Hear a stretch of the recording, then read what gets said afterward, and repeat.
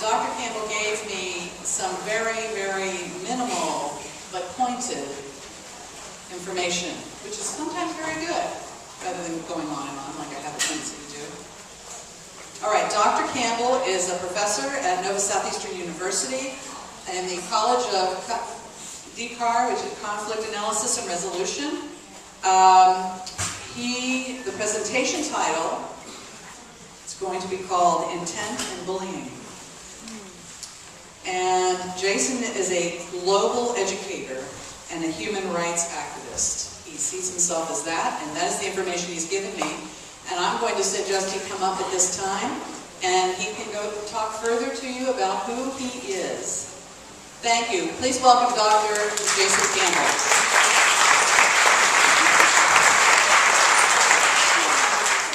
Can I have a whiteboard? Yes, please. Because we're all educators, and I need my implements, which is a whiteboard. Also, we're going to break at 10:15 for 10 minutes because I get an hour on my camera, and then I have to switch batteries. So yeah, we'll wait for the whiteboard. You're gonna have to forgive me because I gotta eat my apple, so sorry.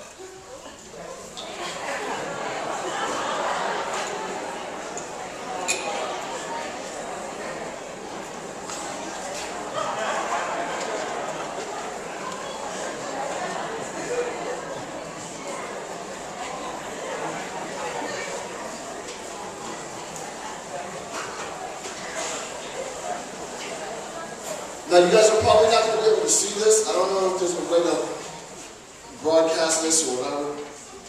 And can we turn off this light, this main light? The light person? Sorry. I promise I'm not a prima donna. See that's... Is there additional lighting that you can bring us tonight? Yeah, that's nice. Yeah. If not, then that's cool. So, what I'm going to do is, I'm going to lecture, because that's what I do. I've never had to lecture. See, I didn't anticipate the microphone because I was going to eat my apple while I...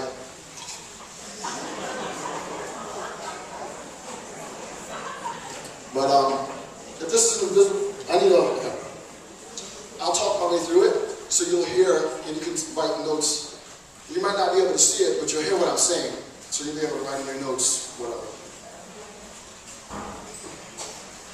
I have to swallow my apple first. So, Terry Williams, thank you so much for inviting me here. The bio is really short.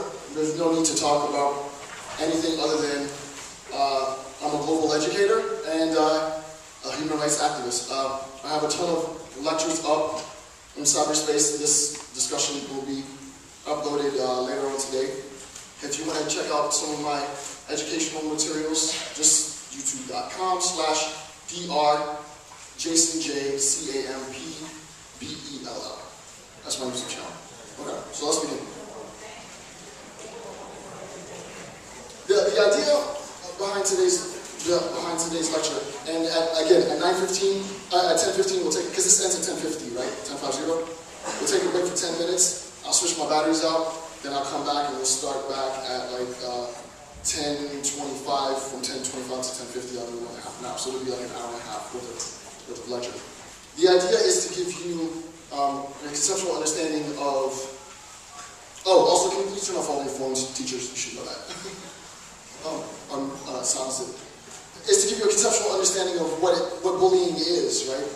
And not bullying in sort of this sort of antiquated, traditional concept of bullying. So I'm going to look at the idea of intent and bullying, right? With respect to intentionality and intent, the only qualification with respect to my credentials that I'll give you is I'm a genocide theorist, genocide scholar. Part of the discussion of genocide has to do with intent, and with respect to intent, there's never been a book, full book length, published on intentionality and my book's coming out in October of this year with a very respected press. So I sort of know the discourse on intent. The idea is to take that discourse and that understanding of intentionality and apply it to the concept of bullying, because bullying affects us all. So before I go really, really pedantic and just throw a whole bunch of technical jargon on the board, let me start with a personal story. Very young kid, extra skinny, face covered in pimples, no friends, too much of a jock for the nerds, too much of a nerd for the jocks. Shout out to Miss Sharp. She teaches in, I went to Cooper City High School. She was, shout out to Miss Sharp. I ate for my entire 10th, 11th, and 12th grade in Mrs. Sharp's photography class. So I ate lunch in Mrs. Sharp's photography class. I had no friends, nothing. Life was brutal, and they picked on me all the time. So bullying has affected us dramatically. It's affected me as a person. Terry asked me, she says, Jason, hey, are you going to come in? And I say, I'm in the parking lot. She goes, okay, well, we're ready. This is at 8:45. I was like, no, I'll come in like 2 minutes before it's time to lecture, because social interaction is not something that I do. I can do this because I'm in the position of the instructor. So this just becomes one massive blob. But to talk to you specifically might be a little overwhelming. So we all have an understanding. Enough of the story. Time to get to work. So the idea then is, and the beginning is going to be sort of boring. I know you guys know this, but we have to sort of, I call it ghetto, G-H-E-T-T-O. I call it ghetto philosophy, meaning that, and what that means is I begin really, really gradually with a narrative. For me, this is the best pedagogical device, is to start really, really sort of ghetto, simplistic, and then take that narrative and complicate that narrative to the point where all I'm doing is talking in jargon, technical jargon, academic jargon, and you guys will be following along. But if I start with academic technical jargon, I'm going to lose most people. So we'll gradually work up to that, but we're going to start with ghetto philosophy. So sort of the initial thing when we're talking about bullying, you guys know this is sort of boring, right? It's obviously an imbalance of power. This is the traditional sort of staple stuff of power. And then the second is that there's repetition. An imbalance of power, repeated action, sort of, technically speaking, constitutes bullying. And the idea is, in terms of literature, this imbalance of power really serves as the social motivation to continue bullying. The bully sees him or herself in a powerful position. Right? The bully recognizes, right? There is a sense in which the bully recognizes his or her role as being empowered by, we'll talk about this in a bit, and uses that power, unfortunately, to harass, to varying degrees, groups of individuals or particular isolated individuals, and that constitutes part of the definition, part of the conception of bullying. The second part has to do with the repetition of activity. This is probably the most contentious bit with respect to bullying, because the idea obviously is, and I'm sure I have a ton of guidance counselors. Guidance counselors, raise your hands please, if there are. Yeah, I got a ton of guidance counselors, thank you for playing ball. Guidance counselors, you know, right, as guidance counselors better than I know, how difficult it is when you have an instance of bullying that's really, really significant and it's the first instance. What are you going to do? Your hands are tied behind your back, right? Bob's never been called into the office before. He's been, for all practical purposes, under the radar, stellar student, and all of a sudden, he's called into the office for a horrible act of bullying. But I don't have within my toolkit a mechanism to label it as bullying, because it's its first instance of bullying. What do I do? My hands are tied. This lecture is to give you conceptually things to do. Right? This is a discourse for you to take to your administrators, to you to take back to your principals, for you to talk amongst your colleagues to say, hey, are there things that we can implement prior to repeated action in order to prevent the occurrence of bullying within our school system? And the idea is, yes, there's something you can do. You can focus more on intentionality. This is not to say that repetition of action isn't important. But the idea is that repetition of action is in and of itself not sufficient. Am I going too fast? Is everybody cool? Everybody's good, right? Okay, well, I got a bunch of nerds. This is why I like talking to people of like minds, because now I can speed up the pace. Okay. So, I draw a lot, precisely for the fact that I never knew how to draw. So I'm going to do a lot of strict stick figures, and it'll help. It'll help, hopefully. This is fun. All right. So let's start drawing. Right? You have person A, and we're going to label person A as the bully. But we're going to put bully in scare quotes, and the reason why we're going to put bully in scare quotes is because we don't actually yet have a repetition of action. Right? So without repetition of action, we're just going to put bully in scare quotes, but we don't really have a mechanism to identify it as such. And then we're going to have person B. Instead of calling it the victim, the individual, the victim, which is a bit harsh, we're just going to call him the target. Actually, in the technical discourse, with respect, you know, it's funny, this really almost immediately overlaps to what I do on an international level, right? You have the nation state targeting members of a population for extermination. It maps directly. We're just doing it at an interpersonal level. The first thing to recognize is that this is a relationship. This is a relationship. It's a very perverse relationship, but bullying is a relationship. There are parties to this conflict. I teach at the PhD level and certify at the PhD level conflict analysis and resolution. Right? And the sort of primary tenet, one of the primary tenets in any conflict resolution analysis is identifying the parties to the conflict. If we're talking about interpersonal level, we're talking about two individuals. Tell me your name because you're going to be my go-to person. Jill. So Jill and I, Jill's bullying, Jill, you're going to be the bully. Jill's bullying me, we have a relationship. This relationship is constituted by the parties. Potential bully, potential target, rather than victim. Now, in terms of a relationship then, we want to ask ourselves, what fosters a bullying relationship? What are some of the tenets in this relationship that fosters a bullying relationship? And the main attribution of power and power dynamics to the relationship is really what's going to foster, what's going to constitute, right? It's called framing. It's going to frame,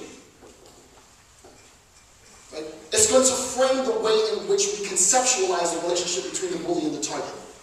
So in terms of the bully and the target, we're going to frame the discourse of their interpersonal relationship in terms of power dynamics. Did that make sense? Okay, this is perfect. Ghetto philosophy works. All right. So we're going to frame this dynamic discourse of power in terms of the interpersonal relationship between bully and target. Now, with respect to the bully, then the question becomes, what is the nature of power? Right? What is the nature of power? Because if we can understand, especially guidance counselors after the fact, teachers as preventative, obviously by the time it escalates to the guidance counselor, it's sort of, it's a little too late for all practical purposes. Teachers, what can I taught, just to tell you, my wife teaches K through 12, Broward County.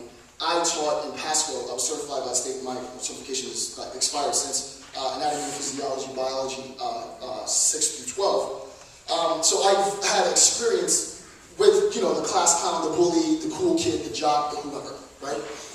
And I know what it's like, both from an experiential level to be the recipient of bullying, but also from a pedagogical, academic level, what I need to do to identify it within my classroom. Now, in terms of the power dynamics that the bully feeds,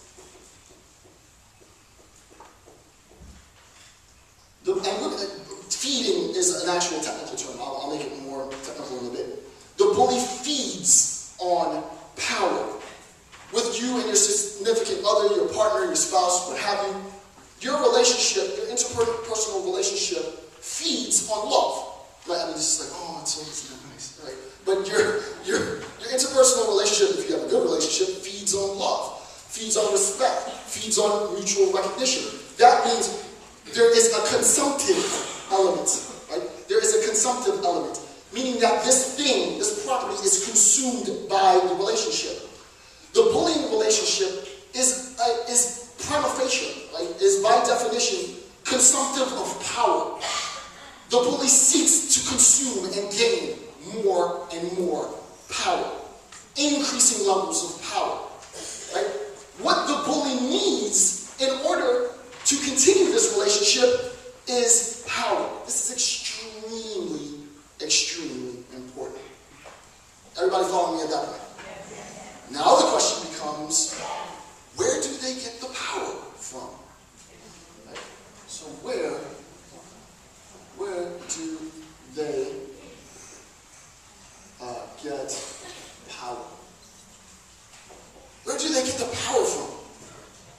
The idea is this. If you recognize, this is, back then I'm going to get a philosopher for a second. If you recognize that there is a huge 18-wheeler that is going to drive itself straight through your front door, and the guy tells you, I have an 18-wheeler truck, I'm going to back up for 2 miles, I'm going to floor it, and I'm going to drive this 18-wheeler truck through your front door. But first, I gotta fill up on the tank. I'm a little low, so I'm gonna get some gas. It would be to your advantage to make sure that he doesn't get any gas. Because if he doesn't have any gas, no matter how much he floors it, that truck's not going anywhere. We prevent the imminent impact of the 18-wheeler truck going through your front door by denying him access to what consumes the truck, which is gas. Everybody following? Now let's do the mapping, right? We got the ghetto, now we map it. The idea is the bully is motivated by and consumes, like the truck driver consumes, like the truck driver's truck consumes gas. The bully consumes power. Power brings the bully to the forefront to say, it's you, you're my victim. You're my victim, right? Where is that power coming from? Where is that hunger coming from? Who's feeding that?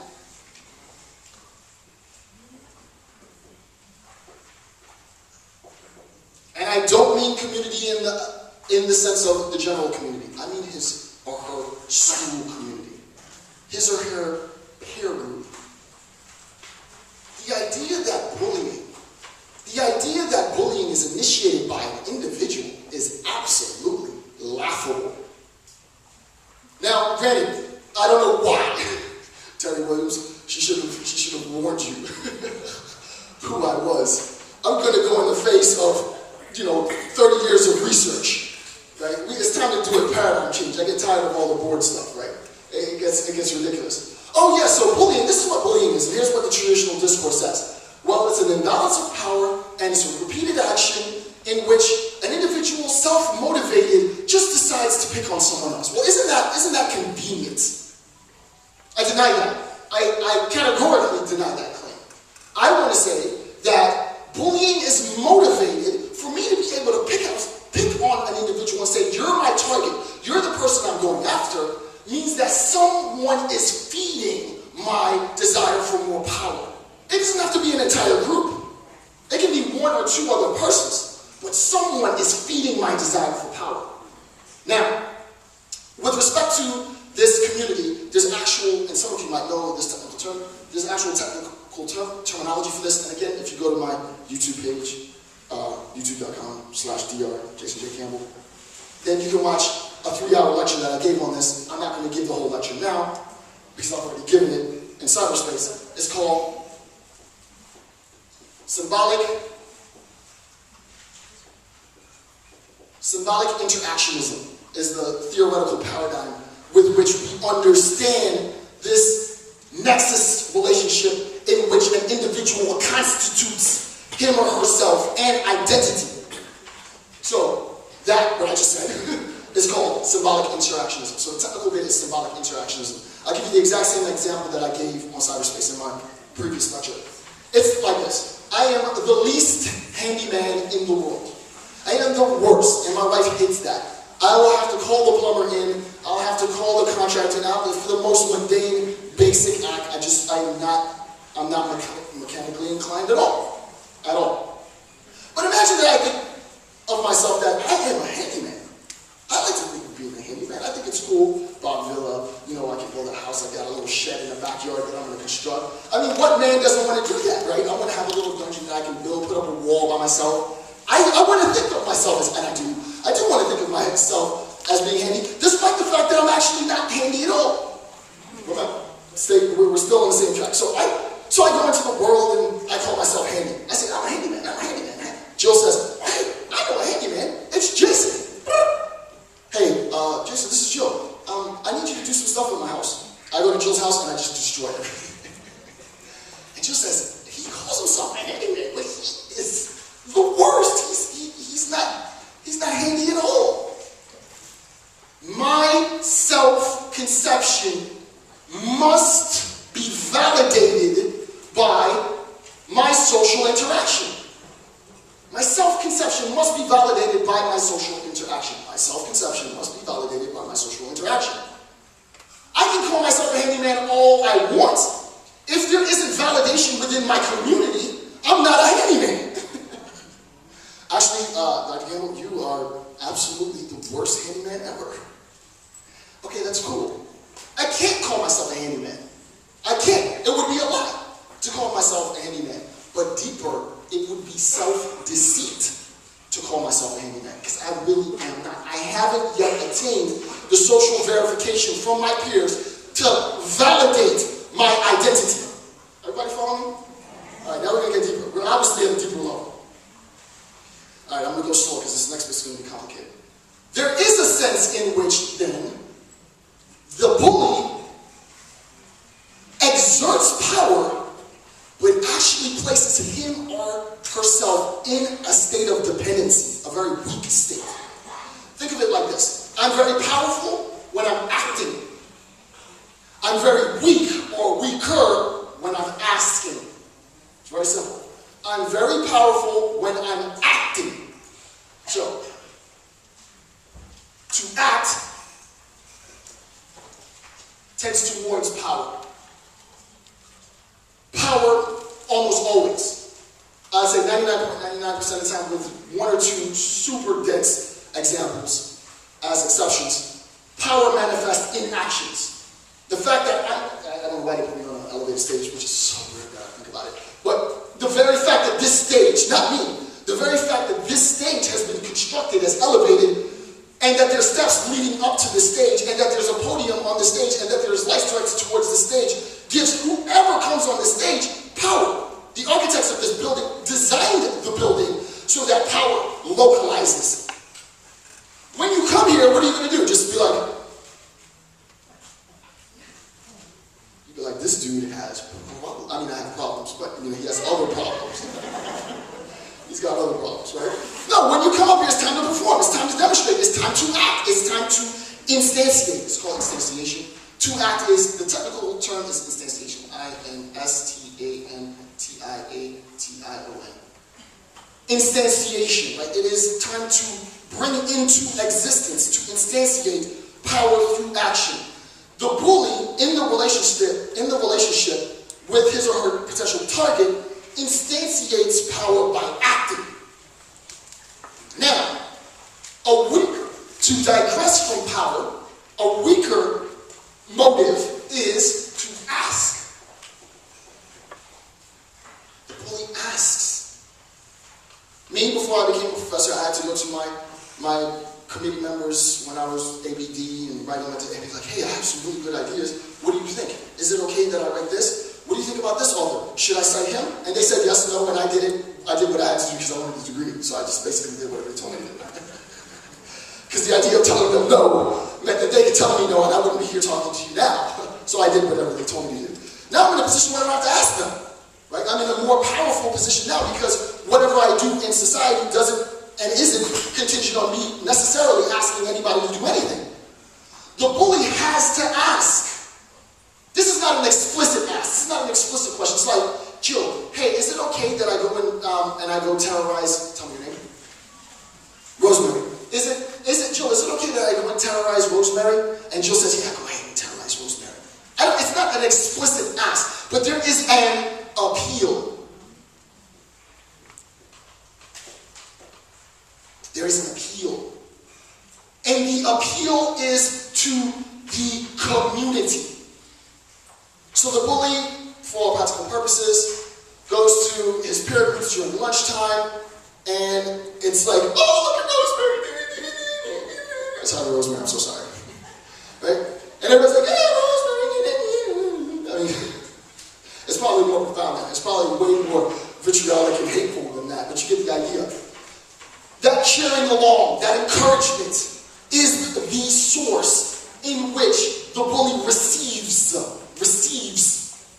the acknowledgement from the community. That receipt of acknowledgement then manifests itself as an act of bullying. If you want to prevent bullying, what you need to do is shift from the repetition of the action, which is obviously reactionary. This phase, and now I need to erase, now you know it's getting official when I gotta start erasing stuff I put up. Okay. This phase, the direction towards power manifested through action, is reactionary. It's too late. The bully's acted, the bully's acted, the bully's acted. Hey, we have a tendency that the bully's going to act. He doesn't like Jill, he doesn't like Rosemary. Let's not sit him next to Rosemary. Wow, good job. Really good job. I'm being satirical. That's actually a really bad job. We failed. And I don't say you, I say we, because I'm in education now, and we failed. My graduate students, I'm not going to name any of them. Some of them are more inclined than others. And there is a tendency to say, oh, well, you know, Dr. Campbell, this one person in the class is, you know, holding us back because they're asking so many questions. Well, that's not cool. That's not cool. Let me do my job. You worry about taking notes, right? You gotta. Hello, my microphone is tripping out. You have to put yourself in a position. We, as educators, have to put ourselves in a position where we aren't acting in a reactionary manner. Repetition is precisely, by definition, repetition and the identification of repeated action and the attempt to stop repeated action is by definition a reactionary approach. It's by definition a reactionary approach. The idea is, and this is, you know, I'm not going to get on my high horse right now, but this is sort of endemic to American society. I have to say this, right? Our medicine, our educational system, our form of governance, right or left, we are just very reactionary, right? We don't really look for prevention. We need a more preventative approach to mitigating the occurrences of bullying in our school systems. I'll say it again. We need a more preventative approach to mitigating the instances of bullying in our school systems, which means we need to cut off the gas line. We need to make sure that the bully doesn't get the fuel that he or she needs in order to motivate his or her action in the world. The idea then is, if we implement and there's more of this, it'll get deeper in a little bit, if we implement a symbolic interactionist understanding of the interrelationship between the bully and his or her community, which feeds the bully power, and we cut off, theoretically speaking, and I'll give you more instances of this practically, we cut off that supply. It's not to say that bullying will stop. I'm a realist. I am not a utopist. There's always going to be bullies as long as there are schools. There will never, ever, never be an instance where the United States of America has gone 365 days without one recorded instance of bullying. That will never happen. There's always going to be bullying. Mitigation says what we need to mitigate, right? M-I-T-I-G-A-T-I-O-N.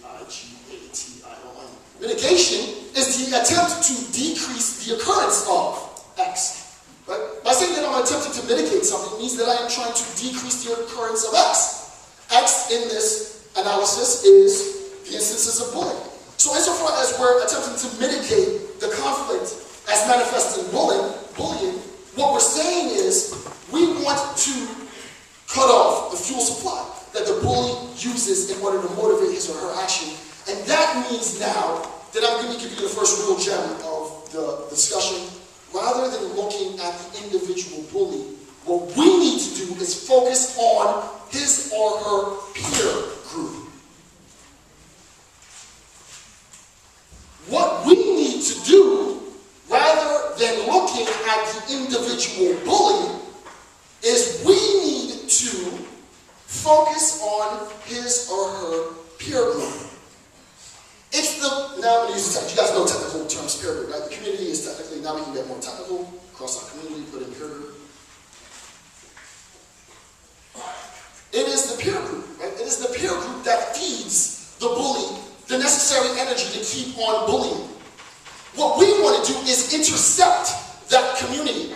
Now, in this lecture, you know, I'd have to do another lecture, we could theoretically conceptualize how to destabilize the peer group, right?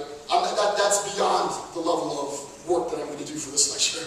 But the idea is, there are many, many different things that we can conceptually do, and I might touch on some of these later, depending on how much time I have.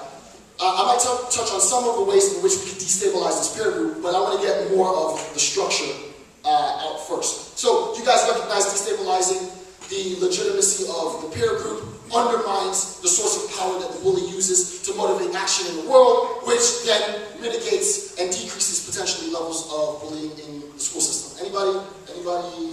Everybody good? Okay. Now, I'm sure you guys know this, right? You guys are teachers, so you definitely know this name, right? F-R-E-I-R-E. You guys know about Freire, right? Paulo Freire. Paulo Freire actually has a term for this, right?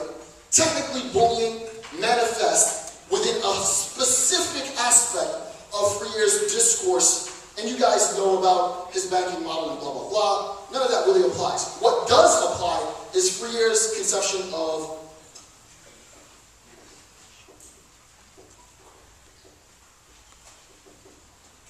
bullying manifests within Freire's conception of horizontal violence. Freire introduces the concept of horizontal violence, and horizontal violence is in opposition to direct violence. So we have peers and then we have teacher.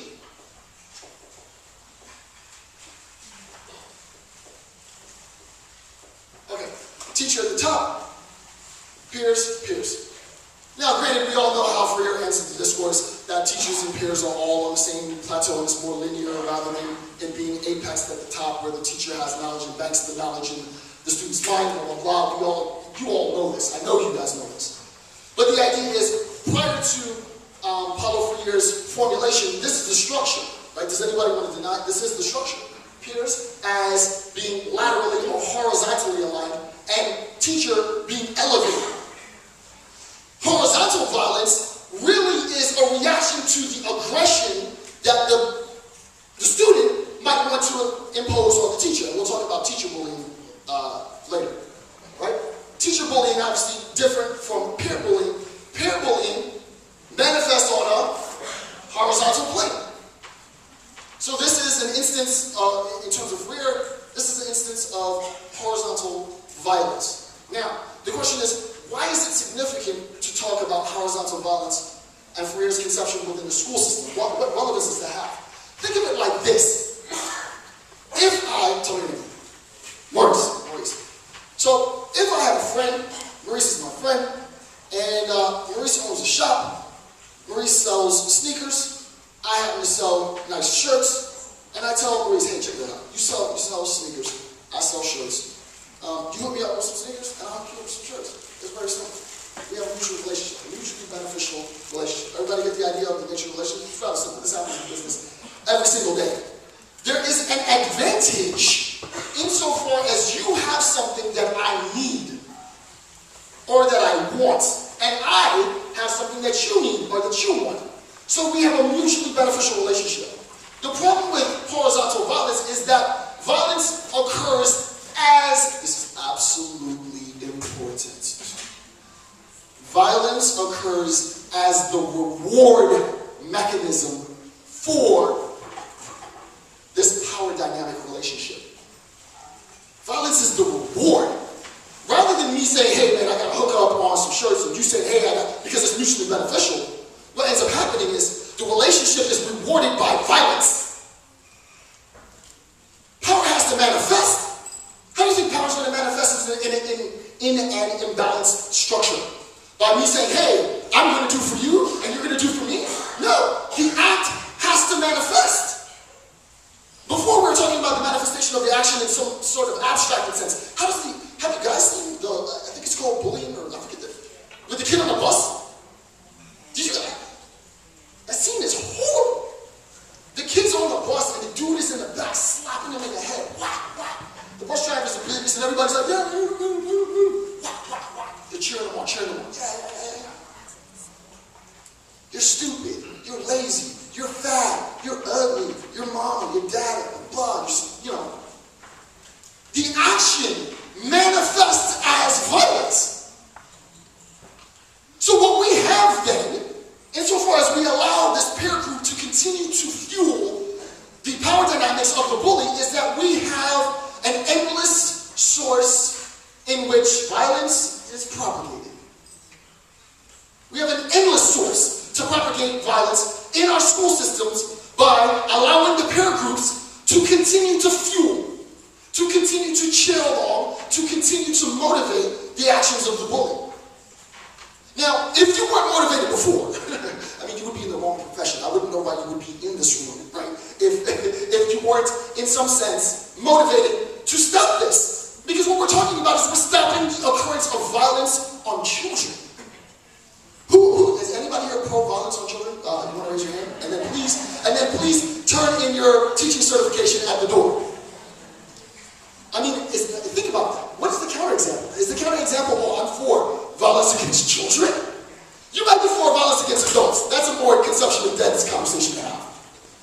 But are you for violence against children? I mean, who's the Satanist? Well, I should say Satanist. Forgive me, Satanist. I'm so sorry. Who's the sadist? Totally different concept. Who's the sadist that is for violence against children? It's ridiculous. You can't, I mean, no one's for violence against children. It's ridiculous. Right? The idea is we are obligated to decrease the levels of violence against children by recognizing how this is motivated. And it's motivated, now the discussion moves to motivation. It is motivated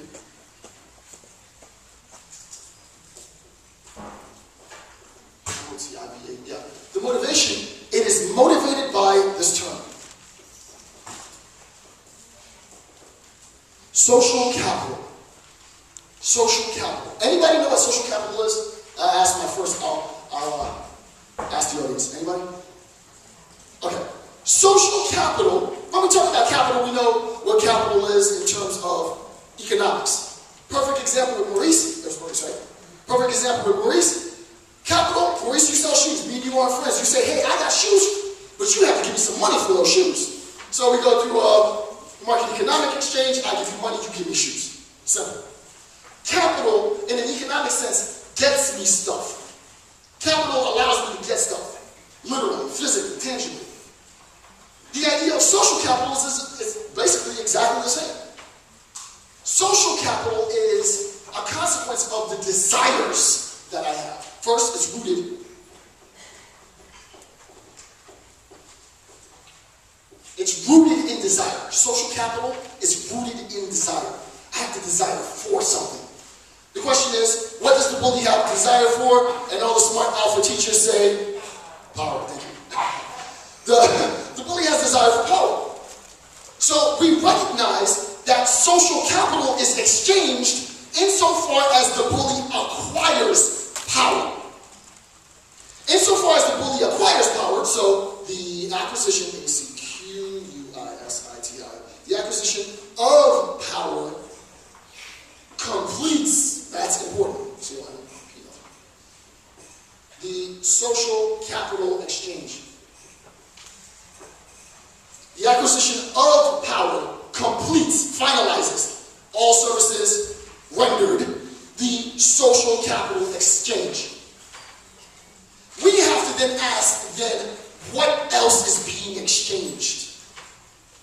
What else is being exchanged? And this is the point where I've read a ton of stuff on bullying. I've read a ton of stuff I've read ridiculous amounts of stuff on power dynamics and the balances of power. No one seems to be talking about the peer group. The peer group gives validation. Validation manifests as violence. To be technical, the peer group gives validation. Validation manifests as horizontal violence. Everybody follow me? Okay. The question is, what does the peer group get in exchange? What do you say? The peer group gets a pass. The peer group gets, hey, Maurice, I gotta do your handshake. I always give handshakes to good comments. But this room is too big for me to run it back. So everybody in the back, please don't participate because I'd have to run all the way back and shake. I'm teasing. The peer group gets a pass. We're gonna start getting over the D. peer group gets a pass. Hey, I recognize that Jason is the biggest bully on campus. This dude's mean as hell. And I don't want to be bullied by him. You think it's just me that doesn't want to be, or you that just doesn't want to be bullied by him?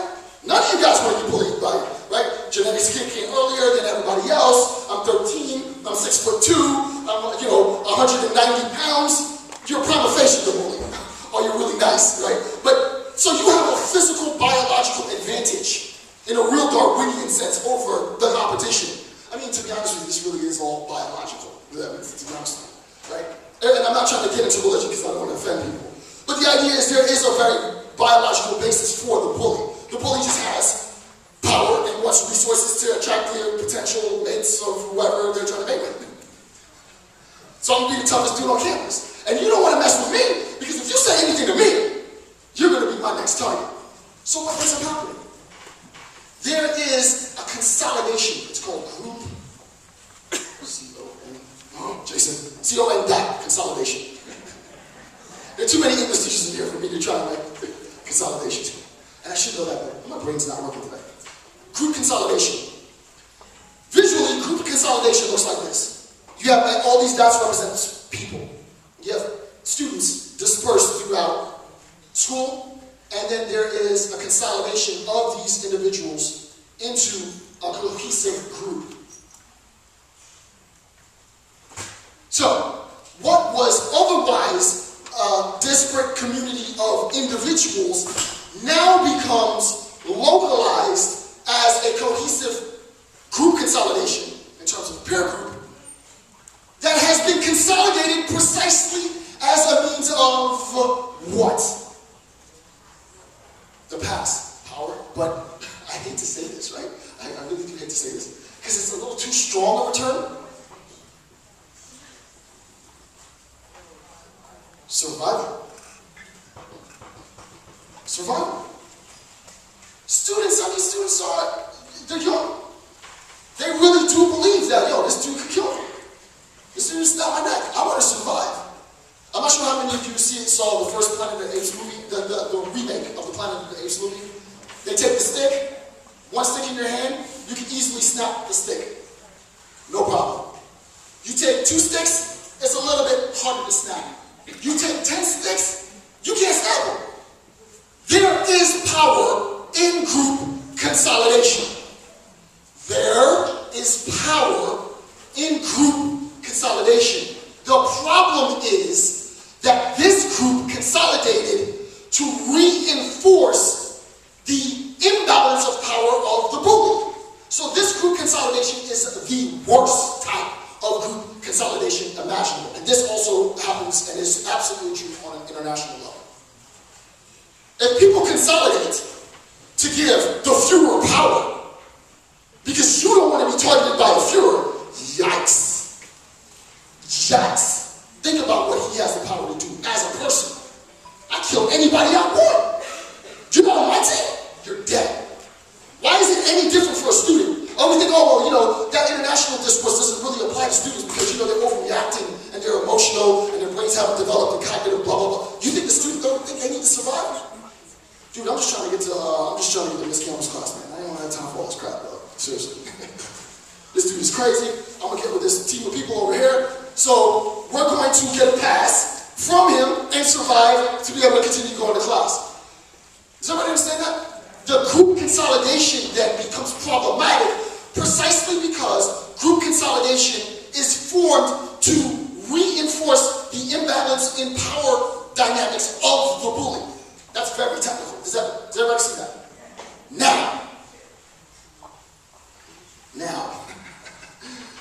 Now the worst part. It gets worse. This group consolidation, which is, oh my goodness, that was atrocious. This group consolidation is ranked. There is a hierarchy. H-I-E-R-A-R-C-H-Y. There's a hierarchy. There is a hierarchy within any group dynamic. There are more and less powerful members of the group. You guys see now that we're talking about discourse on bullying, yet we're not analyzing bully the bully anymore. We're analyzing the second half of the analysis, which happens to do with the consolidated peer group, which feeds the bully, which fuels the bully. Now we're looking into the dynamics of that group. And as is the case with any group, unless you're talking about an egalitarian group, and I don't know how an egalitarian group can produce a bully, so clearly we're not talking about egalitarianism. Anytime we're talking about group dynamics that aren't egalitarian, we are necessarily talking about a hierarchical group ranking. Okay, does everybody understand this? Okay. Nerds. It's weird, right? Because you can't talk like this in the real world and anybody understand what the hell you're talking about. So it's cool to talk like this and have people understand what you're saying. And then, even better, implement this stuff, because it's not just about understanding. I'm not up here to try to show you how smart I am. I want this to change. That's the point. I want this to change. With respect to the hierarchy then, we have two main positions. I could talk about this all day, but we're going to talk about two main positions within any consolidated group dynamic. The first is the dominant position. The dominant position. If you were talking about, you guys know about MMA, wrestling, blah, blah, blah.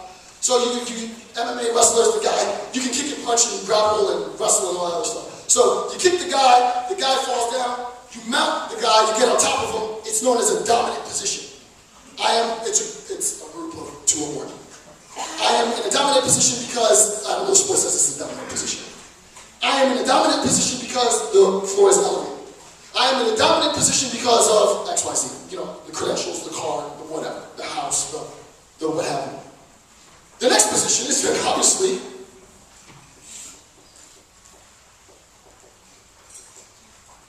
subordinate. Wow, now I gotta sit down for a little bit because this is where it gets really sad. Wow, okay, so in terms of consolidated group dynamics, you have dominant and subordinate positions. And insofar as individuals within the consolidated group assume dominant positions, some within that group are going to assume subordinate positions. I recognize that dominant and subordinate conditions are sufficient conditions for what? For more bullying. For more bullying. We will have a consolidated group that feeds one alpha bully.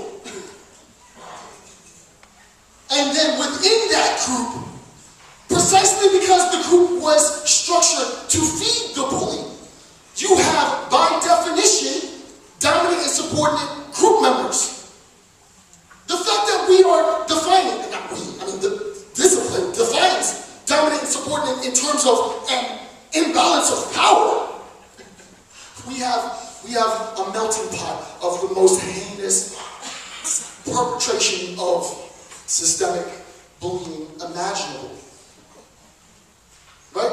So that if I were to do this, and I'm not going to write on this because, I got other things that I'm interested in, but I'll put it out there for the world.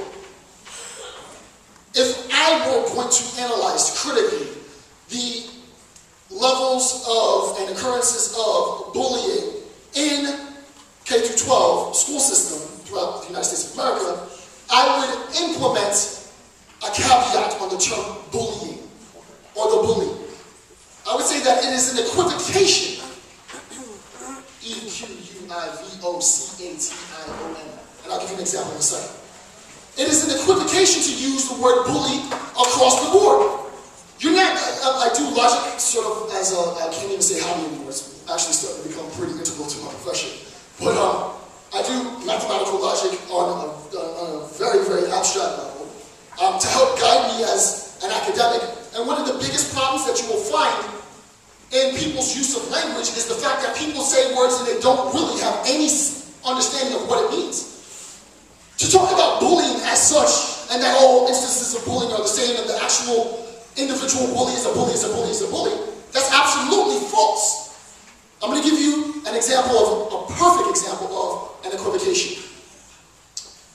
A bat is a mammal. A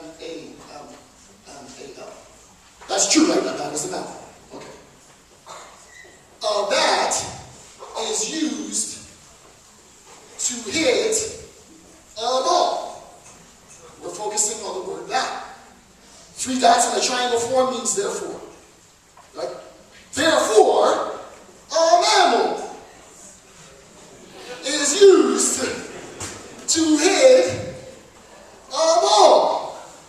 Yikes! I don't want to watch that game. Or maybe you do if you're like it's in the Hunger Games. That sounds like a Hunger Games episode. Right? A bat is a mammal, absolutely true. A bat is used to hit a ball, absolutely true. Therefore, a mammal is used to hit a ball, equivocation. We're using the word bat, but the bat doesn't mean the word bat. Doesn't mean the same, this is called premise, in premise 1 as it means in premise 2. We're using exactly the same terms, but we conflate the terms, and that conflation of terms is technically known as an equivocation. We are equivocating in our use of the term bat when we draw the conclusion a mammal is used to hit the ball. Does everyone understand that? I am making the argument, you guys need to think about this and tell administrators to think about it, that when we use the word bully, we are equivocating because we have bully alpha, which I would identify as, and this is just freestyle, right? I would identify as B-U-L-L-Y, and then the Greek alpha. As opposed to bully, and then the Greek beta. You have alpha level bullies and beta level bullies. An alpha level bully is the bully, is a bully that creates the condition for the consolidated group dynamics which feeds him or her power. A beta level bully is a member of that consolidated group that has assumed a subordinate position over dominant position members of that group. That couldn't have made sense. Did that make sense? You guys, good. You see how that's more precise. We're not equivocating now. Can you possibly say that I would be insulted if I was an alpha bully? You saying them beta bullies are like me? I'm the reason why everybody shakes when I walk in the hallway, man. They some beta level bullies. I gotta be ghetto, right? There is no sense in which an alpha level bully and a beta level bully should even conceptually be understood in the same sense. Because I, as bully, am the reason why that group is existent.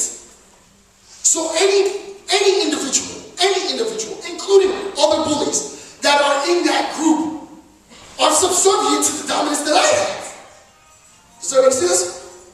Okay, so in terms then of group dynamics, we have to make sure that in analyzing bullying throughout the school system, we do not equivocate in our use of the term that we're trying to make sense of. Article after article after article after article after article. I'm talking about PhD level peer-reviewed, journal-reviewed articles, article after article, everybody's using the term bullying. And I'm like, I don't think they know what the hell they're talking about. No offense to my peers, no offense to my colleagues, but let's keep it funky. Let's keep it funky. If you're going to use the term bully and you're going to publish an article on bullying, please know what you're talking about. Please don't equivocate, because then what ends up happening is teachers go out there and they just think about bullying as being one static rather than a very dynamic influx concept. Bullying isn't something that is just, it's just bullying across the board. When we talk about bullying, what type of bullying? What type of community of peers? To whom are we referring when we say the term bullying? Let's be very, very, very precise in our word selection. Okay, before I go on, this is the perfect time to ask if anybody has any questions. Anybody have any questions? Yes, Maurice. In reference to the bullying and the alpha and the beta, where does the cracking come in at? The who? Cracking. Crack, not jokes. Jokes on cracking, snaps. I'm old school, so we call it snaps. Cracking, jokes, snaps are part of the act, the effect of the bully. The bully, once the bully starts snapping on somebody else, I've already manifested that power in the form of abuse, in the form of horizontal violence.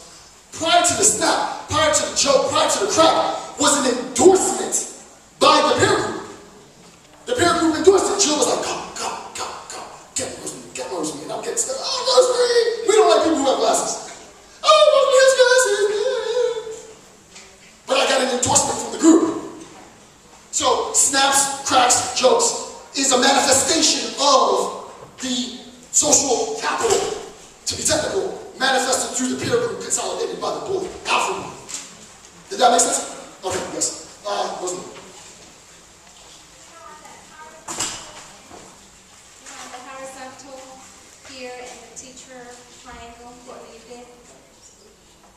terms of cracking, there's a lot of cracking allowed because the teacher also does the cracking.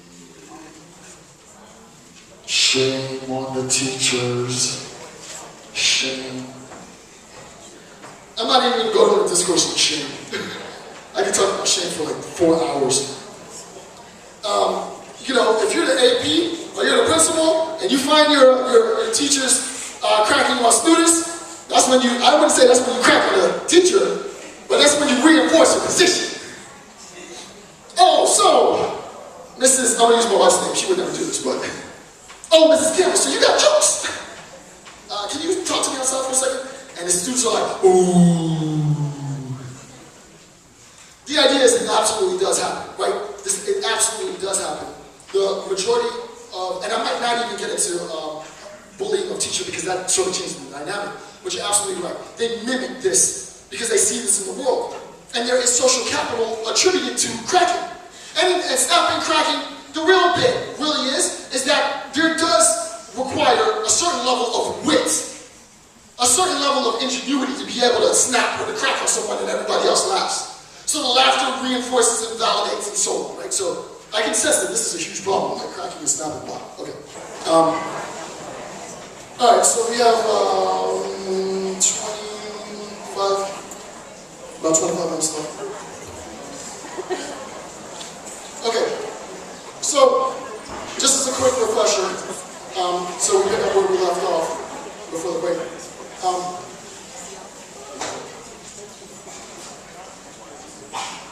Just as a quick refresher, so we pick up where we left off. The idea is in understanding and attempting to understand the power dynamics in a bullying relationship, it's absolutely critical that we recognize that the bully derives power from a peer group that has been consolidated because of his ability or her ability to bully. Within that peer group, we have a stratification. Actually, I don't think I used the word before, but it's called stratification. S-T-R-A-T-I-F-I-C-A-T-I-O-N. A stratification, various levels of dominance and subordination in that peer group. Where there are levels of dominance in a peer group, it is undeniably going to be the case that individuals who have identified themselves or who have been identified as dominant are going to assume the role of another bully. So what we end up having then is a community that propagates not only violence, but a community that propagates more bullies.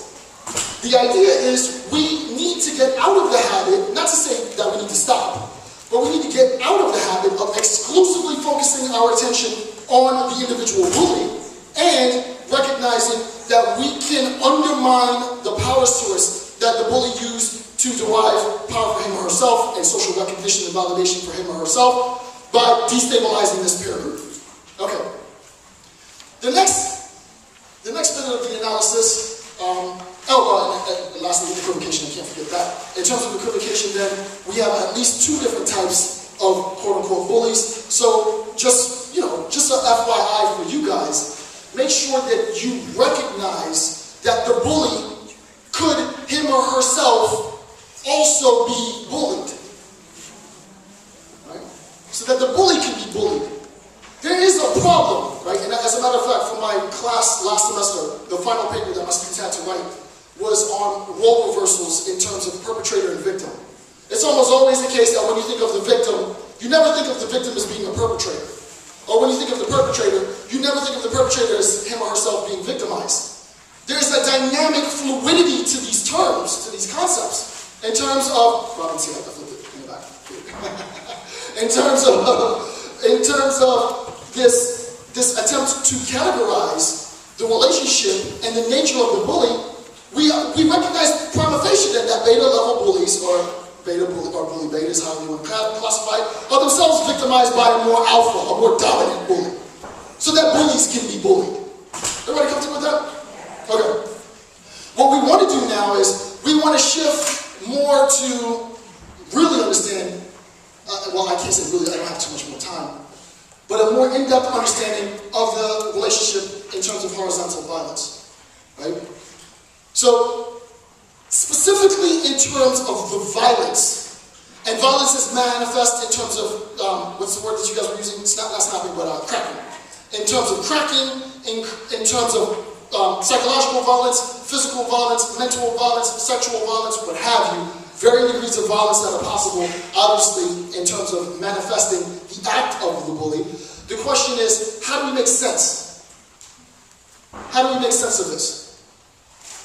How do you undermine levels of violence within your school community, is the question. How do you undermine levels of violence within your school community? We have to create the possibility for voices to be heard. We have to create the possibility for voices to be heard. It doesn't have to be, I know some of you are familiar with the term self-policing. I don't particularly like the term self-policing. But there needs to be a sense in which we recognize that the students outnumber us. There are more students than there are administrators. There are more students than there are teachers. The students, by far, outnumber us. Why would we want to undermine the potential voices that could alert us to instances of bullying, to instances of joking and teasing and cracking in the community? Why would we want to do that? I'm a very practical, real-world type guy. Despite all of my philosophical training, all my BA, my PhD, my MA, everything is in philosophy, and everybody thinks, oh, philosophers, they're just so abstract, they're not really talking about much. Here's a really simple, real-world application, like profoundly simple. In the hallway, the main school hallway, put a little drop box that's anonymous. And in that drop box, any student can write on a sheet of paper anything that they want to alarm or to notify, including the student who may have been bullied. So, I saw Jill telling Jason to go crack on Rosemary. It is not our responsibility then to now go to police and say, hey, Jason, did you do it or not? But we can, and I don't know what the legality, you'll have to talk with the legal administration, blah, blah, blah, I don't know what all that is. I'm sure you're not going to be able to keep files. And to be honest with you, a lot of what hampers bullying is all the legality. I'm sure there's a whole legal blah, blah, boring blah. But the idea is, if someone checks that, and someone takes note, someone makes a mental record of it, you throw the paper out, there's no records that are being keeping, we're not punishing children based on other children's acts. But now I have an idea of what to look for. Is it really the case? Let me observe Jason just for a bit. Just observe.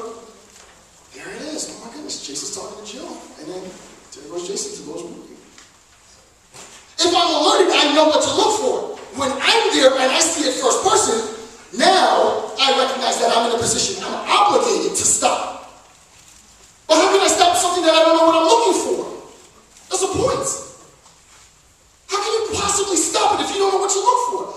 The students know what to look for. Do you think the students don't know what to look for? Of course they know what to look for because they formed a peer group in defense of the threat. We have no idea of what's going on. You think we know what's going on in our schools? We don't have a clue. We don't have a clue about what's going on in our schools. The social dynamics in our schools is far too complicated for anyone to come in and say, oh, this is the definitive discussion on how you observe schools. What you can do is you can encourage, or you can think of what ways, meet up with your legal counsel and you figure out what ways you can encourage students to report. You're not a snitch, you're not a bastard, no one's going to get in trouble. It just sends an alert to me as a position, as an individual in a position of power, what I should look out for. What I should look out for. Think of how this works on international law. I'm just going to have one example of international because I think it applies directly and everybody knows that this works. If there is a domestic threat to national security, do you think Big Brother Uncle Sam can observe every single corner of the United States of America? Of course he can't. So what does he do? He says, here's a hotline. In case you see something, leave a message on the hotline. Hey Uncle Sam, guess what? Dude, I don't know, somebody did something that looks real suspect. And don't think Middle Eastern man. Think white guy or black guy. Don't think Middle Eastern man. That's just so damn cliche, it's rude. Seriously. Hey, I just just saw somebody do something that looks really, really suspicious, and it may or may not be the case. I'm just letting you know. That already exists for the nation. That already exists. Why would we implement, it's so obvious. To me, it's like, am I missing something here? It works. Why are we trying to reinvent the wheel? Everybody knows that in business. There is no need to reconstruct anything brand new. Just copy and paste, copy and paste, copy and paste. The system works, just, copy and paste. So copy and paste. Figure out legally what you can and cannot get away with, and then you need to create the possibility so that voice can be heard. Because when voice is heard, now you have the moral, ethical, legal obligation to defend the individual who has been targeted and decrease the likelihood that the bully will continue. During the break, it was interesting because me and Rosemary were having a discussion, and I told her, I was like, just wait. So now is the time we don't have to wait anymore. I'm going to talk about it now. The question is, what's the role of a bystander?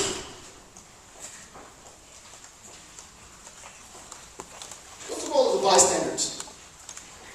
In the technical discourse, the bystanders are known as moderates. And I know some of you, I hope you guys know Martin Luther King's address to the moderates. You guys remember that? He pleaded to the white moderates. He was like, listen, you're not part of the Klan. You've been marching with me, with my people, but you guys aren't really making a voice. You're not hurting us, but you're also not really helping us, in a sense. The moderate population. The population who's on the fringe, who's on the sideline, who isn't really going to commit. The vast majority of the community in schools are bystanders. They're not going to be part of the peer group. They're not going to be bullies, but they know it's occurring and they don't want to be labeled as snitchers. I don't know what policy is, but if I was the superintendent of Broward County Schools, you would not be able to wear a Stop Snitching shirt to school. I don't think you guys understand what that shirt means. Stop snitching. A big stop sign and it has snitching. Why would you allow a student to wear a Stop Snitching shirt to school? I'm not being a hater. It's like, think about the psychological signal that sends when I walk down the hallway and I'm wearing a shirt, my shirt says stop snitching. Teacher's like, oh, wow, that's a cool shirt. What do you think the students know? Boy, if I open my mouth about what's going on, that's my ass. Stop snitching. Why are we allowing students to wear Stop Snitching shirts? You can't. Somebody in the back, who asked me the gang-related question? What was your name again? Tim. Shout out to Tim. What did it say? What's his name? Sandy. Shout out to Sandy.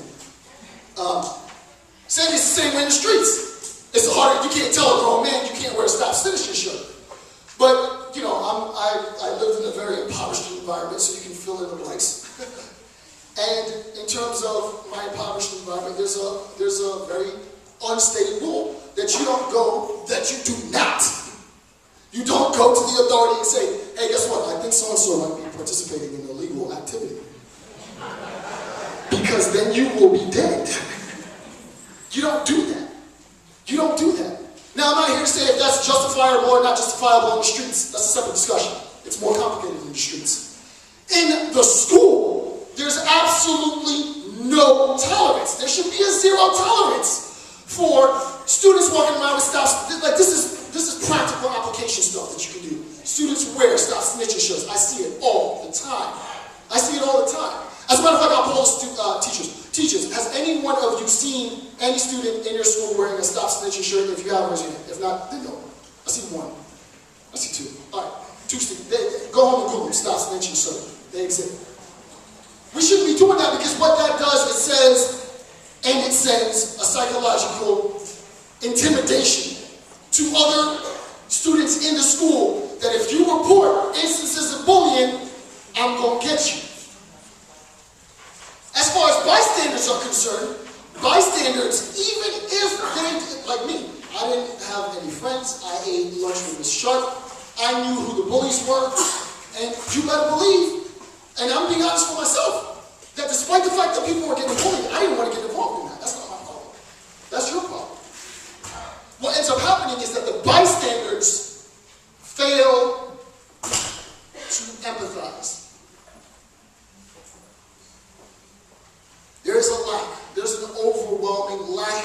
of empathy in this peer group. And I'm talking, from 5, 6, 7 years old to about 16, 18 if you're still not if you still haven't gotten it together. And they make institutions for people who can't empathize with the planet Earth. It's called prison. That's where you go. Oh, you have a failure to empathize? No problem. We constructed this really nice place for you, and you cannot empathize all you want. Behind gated, electrically charged fences with people with guns. A failure to empathize is a huge problem. It is a social acid. It erodes at the heart of society, a failure to empathize. Bystanders think, listen man, that's not my problem. I don't understand what it's like to be like so-and-so. I don't understand what it is to, they're picking on a dude because he's gay. I don't even know what that means because I'm not gay. Okay, isn't it right that we should pick on gay people? I mean, let's just pick on gay people. When I came up, you can do it now. When I came up, to say that something was gay, say, oh man, that's gay. Everybody did, oh, it's gay. It's gay to do that. And it didn't mean it was actually homosexual. It meant that it wasn't cool, it wasn't trendy. Society finally called on and said, well, we're failing to empathize with a huge segment of our population. So we're going to ban that phrase. In terms of empathy, the way that you begin to incorporate and undermine, one of the ways that you undermine this peer group of dominance that feeds the bully is you guys start something that's super simple. Empathy training for your students. Super simple. Here's a person, image, click. You see the image, you see the little girl crying or a little boy crying, sad face. What do you think, depending on the grade level, right? What do you think this person is experiencing right now? I'm not going to go into the psychological bits and the cognitive science bits, which I've studied, which show that pathologists and pathological mentality, they have almost a failure to see sorrow. Like I literally don't see that you are in pain. We can train our students to recognize what pain looks like. This is what someone who's hurt. This is how they look. You have a student who's walking with their heads down like this, and well, this student is disengaged. We know this, but they need to learn this. Because the idea is, insofar as I can identify and empathize with, obviously this is not linguistic, right? This is obviously sort of people watching, right? Insofar as students can recognize, they can say, hey, Rosemary, are you cool? Everything's cool? Just I'm fine, just leave me alone. Hey, Miss Williams, Rosemary just said, leave it alone. I don't know why. Something's wrong with her. You might want to, you didn't hear this from me. Don't tell her I said it, but you might just want to check on her. And then you go to her and ask her. She might disclose and divulge everything to you. Right? I've created an opportunity to give voice to the students. I've done that by motivating and really, literally training. Some people might not agree with this. I'm a big fan of not training in terms of this, but habituation. Training as habituation. Habituating.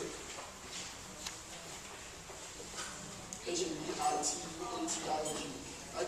Habituation. Habituating the ways in which students or grown people act by constantly doing the process. In terms of athleticism, this is called muscle memory. Right? There's a sense in which you're an athlete, really and truly. Shout out to LeBron James real quick for bringing the championship home.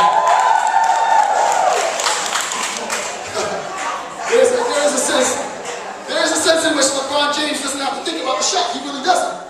He's been taking that shot so many times. He's habituated his muscles. He has muscle memory. He just picks it up. And when he stays in the zone, his body is really functioning independent to any type of cognitive awareness of its functioning. So muscle memory is like, oh, there was a shot. Man, that was smooth. There is a sense in which we can habituate a cognitive recognition to empathize. You can habituate this. You can teach your students by literally sitting there with a projector and showing images of sad faces. Images of bullying. You go to your stock photo thing, cut out some images, show the students so that the students can recognize that.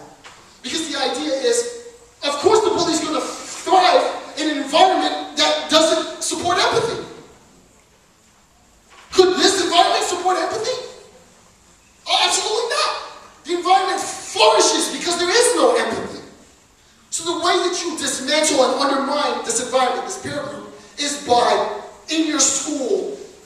empathy to the apex. That's what we need to be doing in our school. Now, granted, I taught. I know what it's like. You guys have to do FCAT. Please don't put this off. For those of you who have power, don't put this off with teachers. They got their plates filled. They're like, oh, that sounds all well and good, but I got to teach FCAT and I got to teach for the test and I got all this stuff to go. The last thing I need to be doing in my classroom is doing empathy training, right? I don't know how we're going to implement it. Maybe guidance counselors do this, maybe the state, the district does it, but students need to be exposed to the concept of empathy.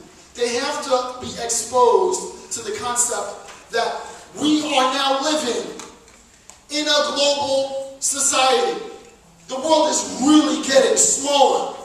If I don't care about what's going on in markets overseas, I would be ridiculous to think that it's not going to affect Europe. You guys know what's going on in Europe. You guys know what's going on in Spain. You guys know what's going on in Greece. That stuff's going to affect us here at home. We need to be concerned with what goes on over there, if for no other reason that it's going to affect us here. Similarly, you need to be concerned with her bullying because tell me your name. Joanne, if you're not concerned with Rosemary's bullying, it might be the case that I just turned my eye on you, Joanne. So despite the fact that you're crying, I saw you, and now I'm coming for you. Does everybody see that? Motivate that interest, and don't expect it to be some altruistic save for everybody else. You know, students, you have to have a responsibility to these people you never know, because students really don't care about other people. Let's keep it real. But they do care about themselves. If you don't report, if you just remain as a bystander, you put yourself in a position to be bullied. And what do you think is going to happen when you're being bullied? They're going to do exactly what you did to them. They're not going to say nothing. Once it clicks in their head, they're like, okay, I guess I'm going to snitch. So I totally sold out by actually giving a formal lecture on snitching. So the last stripe that I had from my old life is now tattered and worn. I have to take it off. But you're not supposed to snitch. But in the school system, that's the problem, right? The idea that you shouldn't snitch is creating the imbalance. One more point. I have like 5-10 minutes left. And snitch. Oh, she said it. Mostly. That's just. Oh, I got a continuation. Very good. Can you say it again? Snitches get stitches. That's the phrase. That's the phrase. I didn't make it up. Snitches get stitches. If you snitch, you get stitches, right? Snitches get stitches. That's very, very close to getting better than that. But that's a problem. That's a huge, huge problem. Okay, last thing, and then I'll end. In terms of our responsibility, ladies and gentlemen, is to our students. But more important, teachers have a direct responsibility. We have a responsibility to society. If we allow our students to walk around in our classrooms and we habituate the concept K through 12 for 18 years of stop snitching, and we habituate an environment where there is a lack of empathy for the concern of other people for 18 years, they spend 8 hours a day for 18 years with us. That's a lot of training. And then they graduate. Why do you think it's the case that when they graduate, they're like, bullying in the workforce? You guys know bullying in the workforce? Hopefully. Bullying occurs between teachers. Teacher to teacher, not just students, teacher to teacher. Bullying occurs admin to teacher, admin to admin. It's a social fact. It's not just a school fact. Bullying is not just something that happens in school. Bullying is something that happens in society. I'm here to tell you, and I don't mean this to sound all cookie cutter and nice and warm and fuzzy and hallmarky, but the truth is, without us, without educators, without teachers aware of the occurrences of bullying, without our continuous, ceaseless effort to mitigate and stop bullying, without our concentrated effort to identify and to empathize and to train empathy in our school, we're not going to have any society. We're not going to have any society because where would this come from? 18 years? And then I come out of society and I think all of a sudden I'm going to know how I should be acting in the world? Of course not. It's